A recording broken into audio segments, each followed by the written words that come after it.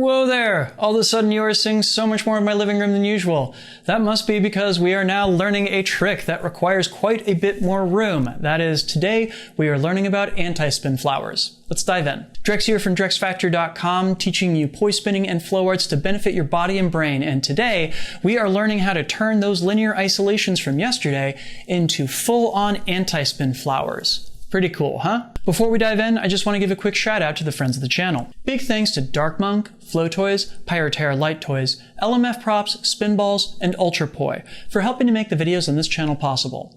You can learn more about all these amazing companies and the work that they're doing to support flow artists like yourself by checking out the links that I've got down in the description of this video. So straight up, I think that anti-spin flowers are probably the single most important poi trick that anybody ever learns. The reason for this being that pretty much every intermediate and advanced trick in some way, shape, or form makes reference to flowers, and the best looking flowers are anti-spin flowers. So this is one of those tools that adding it to your toolbox is like seriously going to make a lot of the stuff that you see other people spinning on the internet make a lot more sense. So you'll remember from our tutorial on linear isolations yesterday, which if you haven't seen it, I will link to it down in the description because you are really going to need to know it now. Just as a quick review, we played around with, as our poi spin clockwise, we drop the poi down our center line, pull our hand off to the right. We pop the poi up our center line, and we bring our hand over to the left. Drop down to the right, pop up to the left, yeah? So when we're like reasonably comfortable with this and everything, you'll notice something kind of interesting about this, namely that as the poi is spinning around, our hand is just going back and forth in a straight line. Well, we're going to see what happens when we tinker around with that line and try turning it into some other shapes. So you want to think of that linear isolation as basically being a flower that an elephant stomped on and made flat. We're going to try and expand it out again. You'll want to think that the movement of the poi also determines the movement of the hand. So that first point where we're dropping our poi down, our hand is also going to drop down as well. And when we do that thing where our poi pops up, our hand is going to pop up as well. So think that both poi and hand drop down to the right, pop up to the left, drop down to the right, pop up to the left. And this in itself is an anti-spin flower. Wow, we got there pretty quickly, didn't we? Well, let's hold up just a second because I'm willing to bet that a significant proportion of y'all out there are having some difficulties both making this movement happen as well as making it look clean. So the first thing that always happens is that as somebody is launching into the first part of this, whether it is the dip down or whether it is the pop up, they tend to work their hand with the poi. That is, they're almost kind of trying to turn it into an extension. And what that means is that they kind of eat into the movement of the poi going from side to side. And it's, you know, really, really common. A lot of people do it when they first start off. They'll sweep their hand and poi across to get to the top, and they'll sweep their hand and poi down and around in order to get to the bottom. You want to try and break yourself of this habit. And I know that is going to be really, really like not pleasant and counterintuitive, but I really want you to think that as that poi goes down, it's not that your hand is kind of carrying it down. The poi is going to get down, whether you like it or not. Your job is to try and have your hand follow as straight a path as possible as the poi is dropping down. Yeah? And likewise as the poi is going up, it's not your job to pull the poi around to where it needs to go. The poi will get there on its own. Your job is to get your hand to that point in as short a distance as possible. You actually kind of want to work against the movement of the poi, and it will still work out just fine. One interesting touchstone that you can use for this is those linear extensions that we played around with in yesterday's video. You can think of them as happening on a diagonal instead of straight back and forth on a horizontal line or a vertical line. Here, I want you to think that you're moving your hand in a straight diagonal up rather than having to curve it in and around to get to the top and everything, yeah? So your mission becomes to visualize a diamond as you're doing this. You want to think down, right, up, left, down, right, up, left as you go around. Now, Watch as I'm doing this because I'm actually doing it quite slow, and I want you to do it slowly too.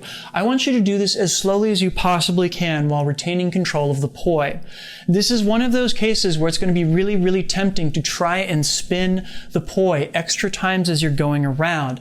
And really, the point of this is to try and get as few spins of the poi in as possible as it's going around to these 4 points, yeah? And of course, as always, try this out with your left hand as well. You're going to need both of them for the stuff that we're going to play around with next week. It's going to be really, really important. Another thing that I noticed that people have a tough time with on those anti-spin flowers is the top part of it. For reasons that I've never been completely able to fathom, people totally get the down part, but the up part, they just kind of pass their hand in front of their body, just like they were doing the original linear isolation, rather than reaching up and over as they're doing that top petal. Maybe it just has to do with that thing that I think a lot of us get a little insecure about, really exploring the space around our bodies. But this is absolutely one of those moments when you get to eat up space, when you get to really see how far you can move your hand in every direction as you're doing this, yeah? Awesome. So that is a diamond mode 4-petal anti-spin flower. Again, because poi spinners and 3-syllable words, and I don't know. There's another anti-spin flower I'd love to give you in this video too. So this is going to take elements of both the linear isolation as well as the linear extension that we learned yesterday. I hope you learned both of those. Let's see how. Again, we're going to start over on our left-hand side, and what I want you to do is drop your poi down your center line and pull your hand over to the right. Thus far, feels like normal, right? Well, as we go back to the left, you're going to drag the poi head under your hand as though it's a linear extension. So it's linear isolation to the right, linear extension to the left. Drop and drag, drop and drag, drop and drag the poi as your hand goes back and forth. Cool. So next, we're going to try adding the up and down motion. Again, I want you to think that your hand goes down as the poi goes down, and as you drag it, you're going to drag it past your eyeballs. This is going to turn this into kind of a triangle that points downward. It's much more popular and common to do the triangle pointed upwards, so let's talk about how that's done right quick. So for the triangle pointed upwards, again, it's one of those things that you're fighting gravity. So this time you'll want to start with your hand over to your right-hand side, spinning clockwise, and you're going to pop the poi up your center line, and then once it comes over to the left, you're going to flick your poi and hand back over to the right side. So it's a pop and a pull, a pop and a pull, a pop and a pull. And once again, you're going to add the vertical motion into it. So we think pop and go across the bottom, pop and go across the bottom, pop across the bottom, pop across the bottom. Really important with the triquetra. It's a 2-beat move. So if you're doing the downward pointing triquetra, you want to think that it is down once, down twice, down once, down twice. It goes down each time your hand goes across your body. You might want to think of it as upbeats for the upward pointing triangle, as up going right, or rather up going left, up going right, up going left, up going right. Or you can count the down beats, in which case it's down left, down right, down left, down right, left, right, left, right. Yeah? It's also really common for people learning how to do the triquetra to put in an extra beat, especially at the top of the upward pointing triquetra. You want to really imagine that you're just tagging each corner once as you go around. Tag up, tag left, tag right. Tag up, tag left, tag right. The key here is really, once again, thinking that you're trying to get through all 3 of these points in as few beats as possible. Okay, so because I've got time, I'm going to break your theory with a little brain here. Wow, I can't believe I just said that. Okay, so I'm going to take just an extra minute or two to give you a little bit of theory that is going to perhaps break your brain a little bit, but hopefully for those of you out there that are into it, you're going to be really into it. If we go back to our linear isolations here, you'll note that I very specifically said that the movement of the hand should follow the movement of the poi. Down and around, up and over, down and around, up and over. But there's no reason that we had to have the hand do the same thing the poi is. We could instead, as the poi is going back and forth, have the hand doing the opposite of the poi. So when the poi goes down, the hand instead goes up, and when the poi goes up, the hand goes down. Well, shoot, this is our 2-petal inspin flower from a few weeks ago. How about that? The really, really important piece of information here is that inspin flowers involve the poi and the hand spinning in the same direction. As we get into antispin flowers, it's going to be the opposite. The poi in the hand are spinning in opposite directions, hence antispin.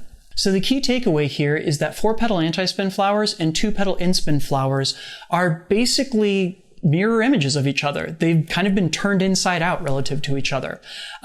If you want to go down the rabbit hole of learning all about the math associated with these and everything, I've done videos on that topic that I will link to down in the description, and we can have some fun nerding out one day, yeah? Okay, cool. So now let's see all those flowers in slow-mo.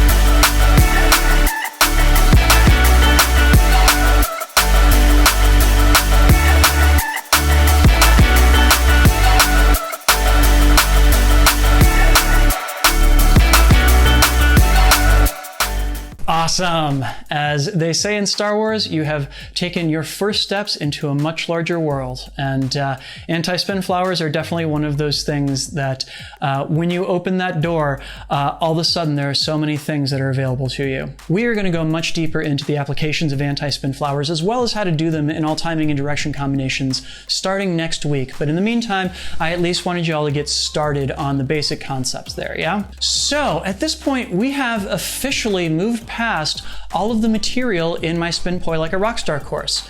So if you still want more, if you still want to be learning more intermediate poi stuff and everything, you can always sign up for my Beyond the Basics course on my learning site at learn.drexfactor.com.